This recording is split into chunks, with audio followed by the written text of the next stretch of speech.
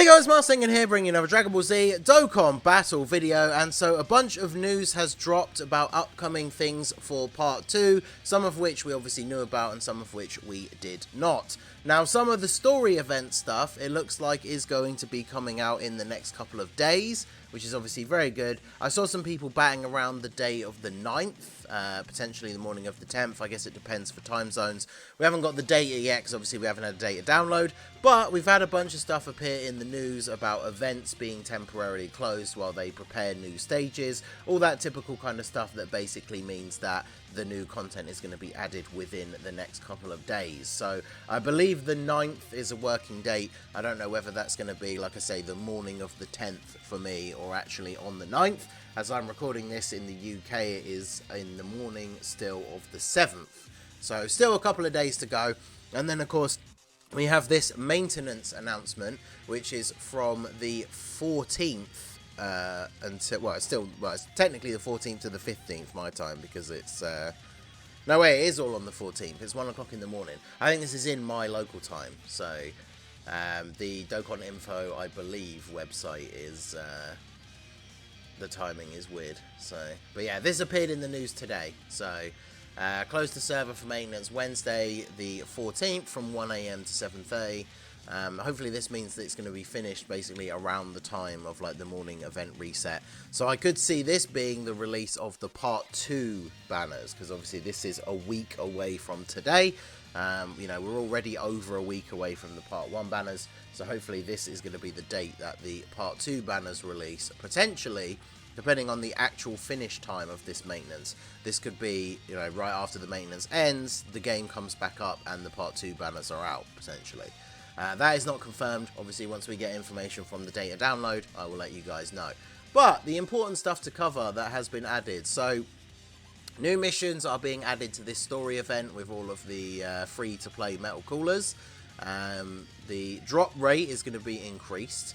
The number of awakening medals that drop will be increased. So basically they're making it super easy to farm up all of the metal coolers, as well as the only one that has the different art, which is the STR one that leads the team.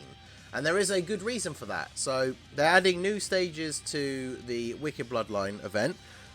Judging by the art, as we already have one that ends with Full Power Freezer. I don't know if that is on the event art currently, but stages 3 and 4 of the Ultimate Bloodline, Ultimate Red Zone Wicked Bloodline Edition are being added. Obviously it doesn't say exactly what they are, but going by the event art, it is probably going to be King Cold and Metal Cooler. So I guess we are leaving the, there's still going to be potentially 3 more to go. So I'm guessing Golden Freezer is going to be one. Are they actually going to do Golden Cooler? That would be kind of cool, even though it is only like a Heroes thing, technically. That would be kind of cool if they put him in. I guess they could do Mecha Freezer as well. Yeah, interesting to see what the last 3 will be. But this obviously seems to heavily imply stages 3 and 4 are going to be King Cold and Metal Cooler. So it'll be interesting to see how difficult those are, how they stack up to the other 2 set of Red Zone stages. And then we have the new stages for this story event. So this is the story event that is out currently that has the farmable Goku and Gohan that exchange into Goku. The art for the event changes, and recruit SSR Gohan Kid. So remember, the starting card is Goku and Gohan, and the text is in blue, which implies AGL. So a second farmable unit. That's something people I did see complaining when I did the video yesterday comparing the celebration to last year. Obviously last year we got 2 story event farmable units straight away in part 1.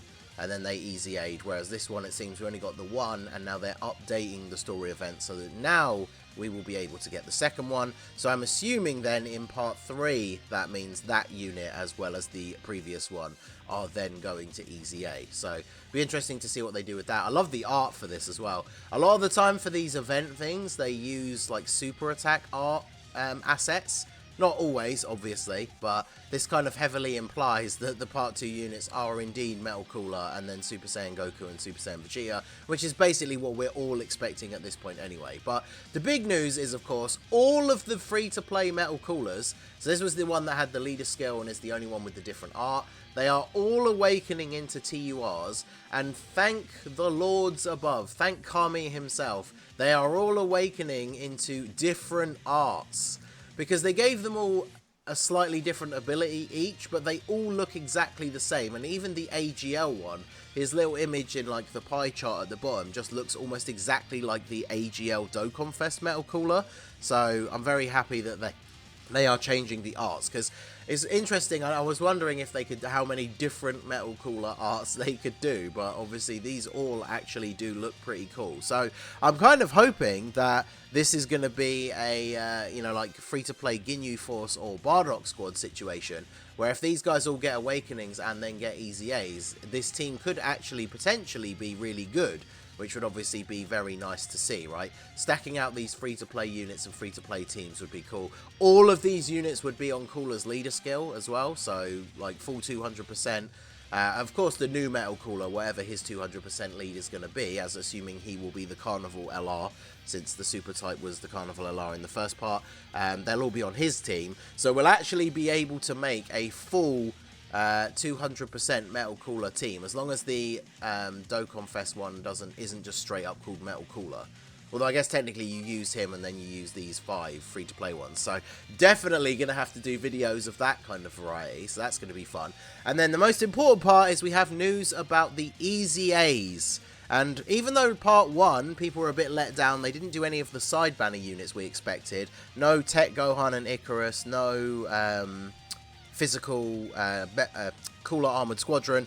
But for upcoming EZAs, we have confirmation of not only AGL Metal Cooler, which is, you know, what we were all expecting, but also the Tech Super Saiyan Vegeta and the STR Piccolo that are from the Cooler movie. And for me personally, I mentioned it in videos before, I mentioned it on stream, I link leveled all 3 of these units in the hopes that they would EZA. So I have Vegeta and Piccolo fully link leveled, as well as Metal Cooler. So let's look at AGL Metal Cooler here. Shout out to Goresh for the translations, of course. So his leader skill, Wicked Bloodline, 4 key and 170 across the board. Obviously strong leader skill considering all the buffs from this celebration. He also has Extreme AGL as a sub-lead for 120, but that's kind of irrelevant. His passive skill is Key +2 and attack and defense 150%. He gains attack and defense 20% with each attack received up to 100%. He gets an additional Key +1 and chance to perform a crit 20% when there is a super class enemy. So built-in chance to crit is pretty decent. Gains an additional Key 1 and a chance to perform a crit 20% when there is a pure Saiyans enemy. So that's actually quite good anyway, because even against like Red Zone Broly, he's going to be getting that. But against super type Saiyans, 2 extra key and 40% chance to crit. Or I wonder if it'll be rolled as 2 separate 20%, but still good. Recovers 10% HP at the end of the turn in which an attack was received, and then the core appears when conditions are met. I don't think, is it on here what his transformation condition is? It's not listed on here. I'll see if I can find that before we end the recording. That's not listed on Goresh's post here at all. Now obviously before it was under 50% HP. I'm not seeing it in like the comments anywhere. Now people are starting to underrate him already. His super attack effect is that he massively raises attack. Oh no, that's the Metal Cooler core, sorry. Raises attack for 1 turn, causes immense damage and lowers attack and defense. Good super attack effects, although obviously he has no raised defense for himself. Metal Cooler core gives himself 2 key, makes it a bit easier to super, massively raises attack and does destructive damage. Sad that they didn't give him any sort of like guaranteed crit or anything like that, but the extra key to make it easier to super is definitely welcomed. So people are underrating him quite a bit though, from what I'm seeing. You know, he's a raw stats unit, he doesn't have guard, doesn't have damage reduction, but he's got 150% attack and defense at the start of the turn, and he gains 20% with each attack received. So, you know, in the early turns, if you can get a couple of hits in while the enemy's still weak, like 20% up to 100% each time is pretty good. I'm pretty sure, are they multiplicative as well? So they're going to be pretty big buffs. when he's fully maxed out. And then, of course, he does heal 10% at the end of the turn. So all this really does is it upgrades him to making him a very solid unit, in a sense that he's, I don't know, I don't necessarily want to say he's a jack of all trades, because it's not like he's not going to be super good at any one particular thing, but his attack stats should be really good, his defense should be solid. I've already seen people posting calcs that, like, fully maxed out, he's going to be over 500 or 600k defense, which isn't enough for, like, eating supers from red zone bosses, but is still pretty good. Getting that extra key and chance to crit against Pure Saiyans and Super types is quite good for a lot of different events, so that will be quite useful. So overall, I think he's just going to be a solid unit. It's the LR, like, Carnival Metal Cooler that I'm looking forward to. He's the one I expect to be, like, the slot 1 defensive beast. And then this guy, even if he just ends up being, like, quote-unquote, only good enough to be like a 3rd slot floater on the new Coolers team, then obviously he's still going to be good as long as he makes the cut. He's just going to be another one of those units that we now have many of in the game with the release of all the new difficult content, where he's going to look really solid until you put him up against, like, a type disadvantage red zone boss, or he has to eat a super attack from, like, you know, red zone Broly or something. Then he's not going to look great, but otherwise I feel like he could be pretty solid. So then we have the Vegeta. Now the Vegeta and the Piccolo, I haven't looked at their details at all, so this is my initial seeing this and genuine reaction. So first of all, I'm seeing attack and defense 200% from Vegeta, which is interesting. 20% chance to crit, nice. Gains an additional attack and defense 50% and a chance to perform a critical hit if there is another movie hero ally attacking in the same turn. So another 20% chance to crit on top as well. Very good. Gains key +2, attack and defense 50% and a chance to perform a crit 30% if HP is 80% or below. And then key +2, attack 50% and chance to crit 30% when HP is 50% or below. Jesus, so if he's at 50% or less HP, there, and you have a movie heroes ally on the same turn, you're getting what? 50% from that, 50% from that, so that's 100% extra attack and defense, and then another 50% attack, so 150% attack and 100% defense, and then critical hit chance is what? Like 70... No, his critical hit chance is like 100% if all of that is maxed out, if it does stack up. Yeah, because he has 20% base, 20% for a movie heroes ally, that's 40. 30% if you're at HP 80% or less, that's 70. And then another 30% if you're at 50% or less, that's 100. So if these do stack, it means that 50% or less HP with a movie heroes ally, you are getting a 100% chance to crit. They've updated his stun chance to high, and he greatly raises defense for 1 turn. Okay, he looks really good. He's obviously, he was never going to be a slot 1 unit anyway, but for things like Super Battle Road, because of his stun, I always had the hope that he could awaken into something decent, or EZA into something decent. And greatly raising defense for 1 turn, even if you don't have the HP threshold restrictions, he's got 200% attack and defense at the start of the turn. And then if you have a movie heroes ally on the turn, which you are likely to do, considering the ways you can build him onto teams, especially with the new units that we've got, he's going to be getting an additional attack and defense 50%. And then he greatly raises defense on super. And his best build is going to be full additional, because it always was anyway, because all he really was before was a stunner. So then you have the potential to super attack again and greatly raise your defense again, all whilst having a massive built-in chance to crit. So he actually does seem really good. Not like, you know, crazy, oh my god, he's the new best EZA, but that's actually looking really good. And then in difficult content, like, I don't like to use it as an example all the time, obviously, but like Cell Max, very likely that if you get to Tech Cell Max with this guy on the next turn, if you survive the first turn against Cell Max, chances are you probably are going to be below 50% HP if he supered anybody. So then you're going to be getting all these buffs, massive crits. Like, I think this is pretty good. And then let's have a look at Piccolo. So Piccolo, remember, is an AoE unit.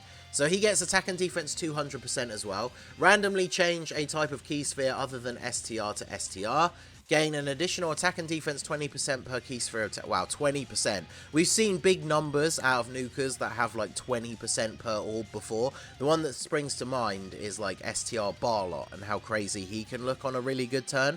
So 20% per key sphere. When you already have a base of 200%, that's pretty good. Key +2, attack and defense 50%, and +20% chance to crit when facing one enemy. So they've given him a nice little buff against one enemy, because he is like an AoE unit. But then he gets 6 key, which for a TUR basically means guaranteed super, and performs a critical hit once only when facing 2 or more enemies. So his first attack against multiple enemies is a guaranteed crit. So yeah, very much looking forward to seeing how good he is going to be in Super Battle Road, because he is literally just going to AoE, crit everybody. He raises defense for 1 turn, does supreme damage to all enemies with a medium chance to stun. So they kept his stun chance low, but he raises defense on super and he's hitting all enemies, so that is pretty fair. So whilst he's not a slot 1 unit, now this is the only downside, of course, to every Piccolo we still currently have in the game being called Piccolo.